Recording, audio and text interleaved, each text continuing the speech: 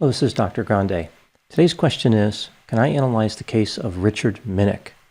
Just a reminder, I'm not diagnosing anybody in this video, only speculating about what could be happening in a situation like this. If you enjoyed this video, please like it, subscribe to my channel, and consider supporting me on Patreon. I will put the link to Patreon in the description for this video.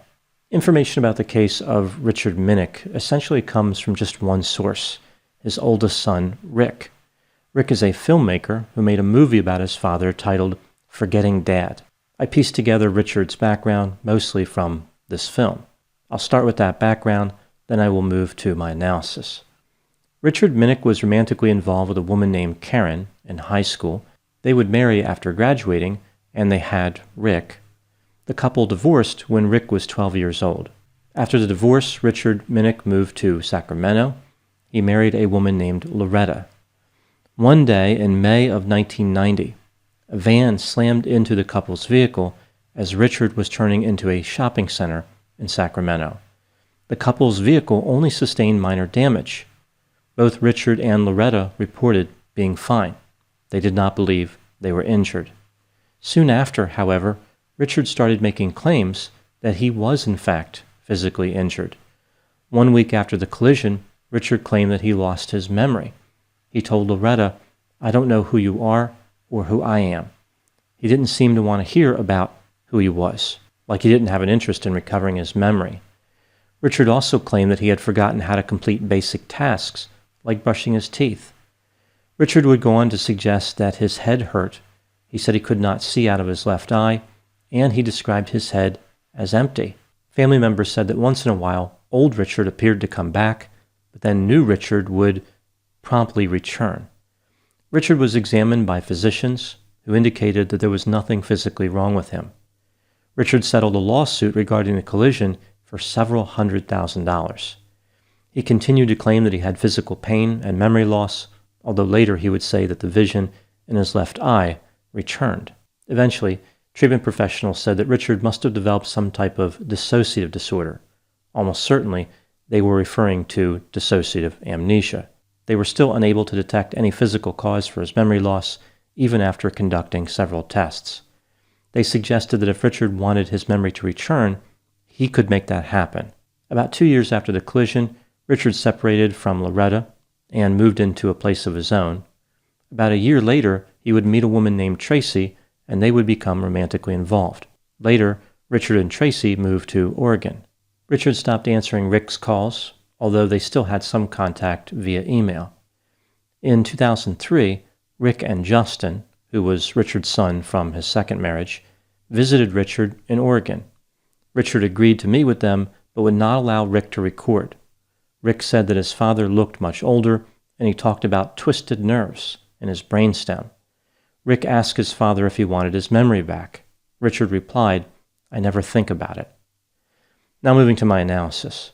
First, I'll go through some of the curious items in this case, then I'll talk about dissociative amnesia, and answer the question, did Richard really have this disorder? Starting with the curious items, again, these all came right from the film. Item number 1, Richard had a history of behavior that some would consider undesirable. For example, he allegedly engaged in infidelity and had a temper. His family members who were interviewed for the film seemed split on whether Richard was a nice guy or not, like when he was old Richard. There were a lot of ambivalent feelings, strong emotions in both directions, although certain people seemed to be definitively in one camp more so than the other. Item number 2, for some time, Richard worked at a bank dealing with computers. There was some type of problem there. He was involved in depositions, suggesting there was a lawsuit or investigation. Discrepancies were identified in loans that the bank had given. Richard was fired from the bank. It appears as though Richard was trying to be helpful during the investigation. He was a key witness for the prosecution. Richard's boss was murdered about a year later. The homicide was never solved. The investigation came to an abrupt end. No one was successfully prosecuted. Item number 3, Richard engaged in quite a bit of unusual behavior after the collision. Here are just a few examples. Richard said that he felt like he was surrounded by strangers who were accusing him of things he could not have done, almost like he was a different person. He even referred to himself as New Richard. At one point, he appeared to be recording phone calls. He said it was his insurance against being sent away, presumably to some type of institution to treat mental health symptoms. He also kept an audio diary. Richard said he felt like he was living in a dead person's body. He could see electricity and power lines, and he could see auras around people. He was having out-of-body experiences. Richard told his son Rick that they were not in alignment and asked Rick when he was going to stop calling him Dad. Richard claimed to have trouble reading, yet he wrote several letters. Now let's take a look at dissociative amnesia. All of the dissociative disorders are highly controversial. They are all based on a psychoanalytic worldview. This is a school of thought founded by Sigmund Freud. Many clinicians reject psychoanalytic theory. The most controversial is dissociative identity disorder, the idea that someone can have multiple personalities. It used to be called multiple personality disorder. Even though DID takes the most fire, all of the dissociative disorders are viewed with skepticism by many researchers. They're all based on the same fundamental principle of dissociation. There are 4 diagnostic criteria for dissociative amnesia: an inability to recall important autobiographical information, the symptoms cause clinically significant distress, the symptoms are not caused through substance use or a neurological condition, and the disturbance cannot be better explained by DID, somatic symptom disorder, or neurocognitive disorder. The disorder is exceedingly rare, and again, many clinicians do not believe it exists at all. Amnesia is a real condition, and there are many types of amnesia, but the idea behind dissociative amnesia is very specific. Essentially, the theory behind the disorder is that when a person goes through a traumatic event, it can be too much for the brain to handle. The person can't process the strong feelings that came from that experience. Therefore, the brain engages a safety mechanism. It dissociates the individual's personality away from their memories. The memories are locked away in the unconscious mind, but fully available to that person when the stress of the trauma dissipates. So when they're able to cope with the trauma, the memories will come back. The theory is that dissociative amnesia should only last a few days, weeks, or months, and normally should not continue for years. It's a temporary protective mechanism. The deficit in memory is considered fully reversible, and the expectation is that at some point it would reverse. Dissociative amnesia may or may not exist in reality, but there is no way to know for certain. Research has not been able to detect indications of dissociative amnesia using brain scans or other similar instruments. One of the difficulties is that researchers never know who's going to be affected, so they can't scan the person's brain in advance of the amnesia. There is no baseline data available.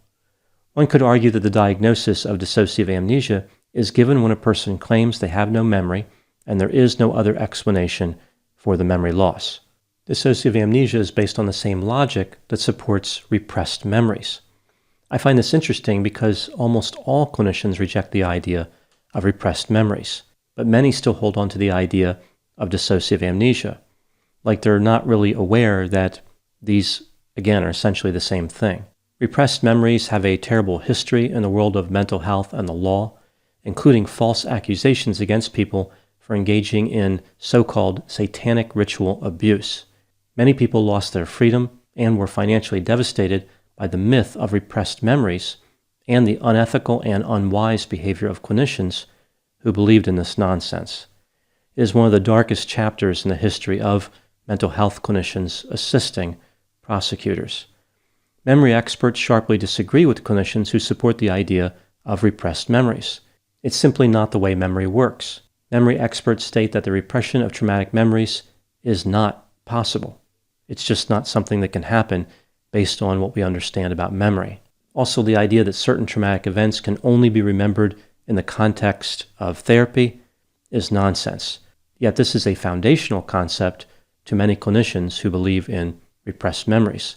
This is how they discover these repressed memories.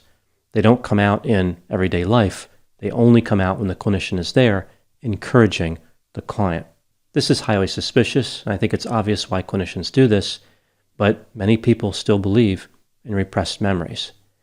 Moving to the next question, did Richard Minnich have dissociative amnesia, or was he lying? Now, of course, the only real answer is, I don't know. I'll talk about my theory, but that's all it is. It's just my opinion about what could be happening here.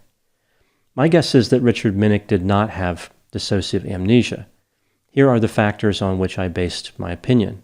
Research calls the existence of dissociative amnesia into question.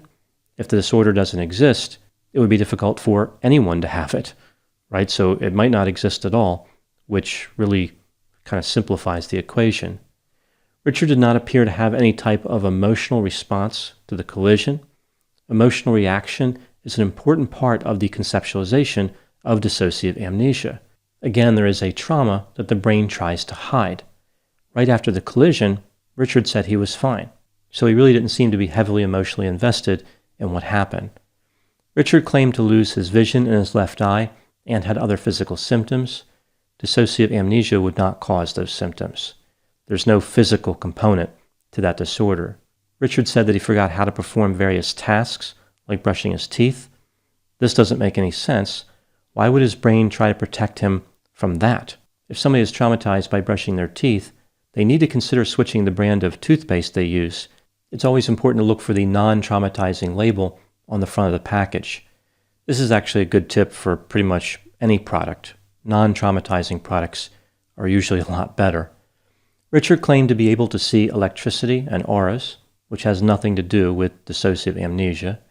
Richard thought of himself as new Richard and wanted nothing to do with his old life. Dissociative amnesia would be characterized by the opposite behavior, a true interest in recovering one's memories. The duration of dissociative amnesia symptoms is often much shorter than what we see here. It's almost unheard of that somebody with this already rare disorder would have symptoms that persist for years. Next item, why would somebody fake this disorder? There have been a few cases where people have faked dissociative amnesia. Again, I don't know what's happening in this specific case, but we know this does happen from time to time. Here's what I think happens most of the time when the disorder is faked. A person has become embarrassed about their behavior. They want to reset their life, but they cannot escape the judgment of other people, or they cannot escape how they interpret that judgment.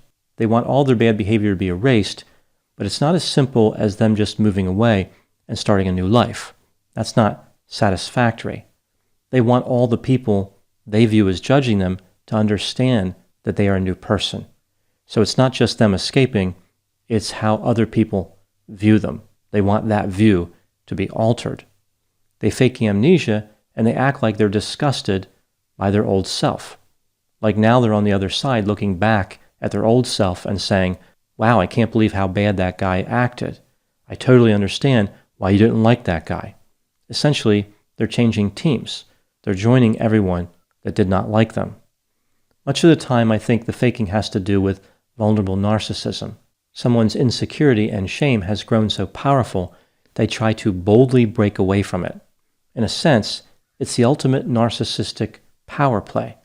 They're not just escaping responsibility, they're making everyone else feel bad for ever judging them. In a way, they're taking away both the bad and good part of them from the world. They're disconnecting everything from other people. It's like they're saying, because you judged my bad behavior, you now lose me altogether. In a sense, it is revenge. In the film, we see how devastated the family members were and how confused and bewildered they were by Richard's behavior. They didn't know what to make of it.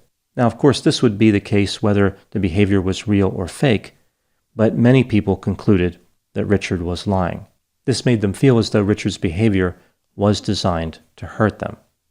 I think another motivation for faking dissociative amnesia is so that the individual themselves can start to forget the bad behavior. They can push all the memories away and not have to talk about their behavior with anyone ever again. I think they really do want to forget. The difficulty is they want everyone else to forget as well. So everyone else forgetting will aid in them forgetting. They're not continually confronted with people bringing up the bad acts from the past. Now moving to my final thoughts. One could argue that dissociative amnesia exists as a diagnosis to allow clinicians more flexibility in treatment, to give them the ability to further validate the legitimate harm caused by trauma. Some researchers believe this is the basis for dissociative disorders in general. Somebody went through a terrible trauma, and now the clinician can make that person feel special. Encouragement based on something that can't be proven is not encouragement at all. It's an investment in fantasy. So this whole idea that the diagnosis exists for clinicians to offer this option of treatment is really not a positive construct. It's something decidedly negative. There's definitely a place for fantasy, but clinical practice should never be its home. The truth of dissociative amnesia is that there is no way clinically to distinguish someone who has the disorder from someone who does not. What the term really means is that someone has made an unsubstantiated claim of memory loss. That doesn't mean they're lying. Rather, it simply means they can't prove they're telling the truth. I think rather than pretending that the cause of unexplained amnesia is dissociation, clinicians should just call the phenomenon what it is, a claim of memory loss without explanation. Those are my thoughts on the case of Richard Minnich and the film Forgetting Dad. Please put any opinions and thoughts in the comment section. They always generate an interesting dialogue. As always, I hope you found my analysis of this topic to be more valid than a repressed memory. Thanks for watching.